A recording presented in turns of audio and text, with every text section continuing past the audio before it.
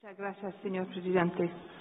Monsieur le Président, Monsieur le Secrétaire général, Monsieur le Secrétaire général adjoint, Excellences, Mesdames et Messieurs les ministres et chefs de délégation, Excellences, Mesdames et Messieurs les représentants permanents des États membres, Excellences, Mesdames et Messieurs les représentants des observateurs permanents, Mesdames et Messieurs.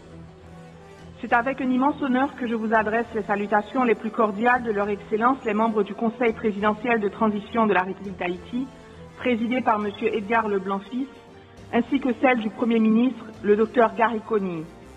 En leur nom, je vous transmets les vœux de succès et de pleine réussite pour les travaux de cette 54e session ordinaire de l'Assemblée générale. Je félicite chaleureusement le secrétaire général de l'OEA, M. Luis Almagro, pour l'organisation remarquable de cette session. Monsieur le Président de la République du Paraguay, Su Excelencia Santiago Peña, je vous remercie de nous avoir accueillis à Asunción, ville au passé riche et qui, comme Port-au-Prince, porte encore les empreintes d'une histoire universelle. Votre pays, comme le mien, a été un carrefour de rencontres violentes des civilisations. Et ce matin, il est un point de convergence prometteur entre les peuples des Amériques.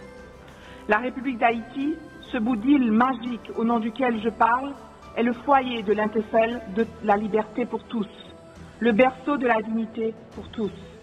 Dans l'épopée de ce continent américain qui nous unit, chaque recoin témoigne encore de la contribution haïtienne, raconte encore la vision et le courage de nos pères fondateurs et de nos mères fondatrices qui ont rêvé puis réalisé l'impossible.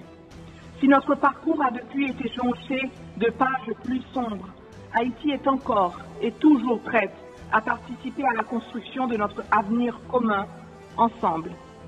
Monsieur le Président, le thème qui nous réunit cette session a une résonance particulière avec les réalités de mon pays. Il nous rappelle aussi, à bon escient, qu'intégration et sécurité pour le développement durable de la région sont des préoccupations tant profondes qu'urgentes pour tous les représentants réunis autour de cette table. Chacun de nos pays doit répondre à un niveau ou à un autre à la violence et aux inégalités chroniques dans la distribution des richesses.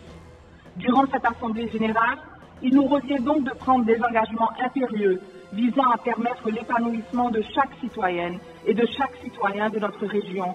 Et Haïti participera activement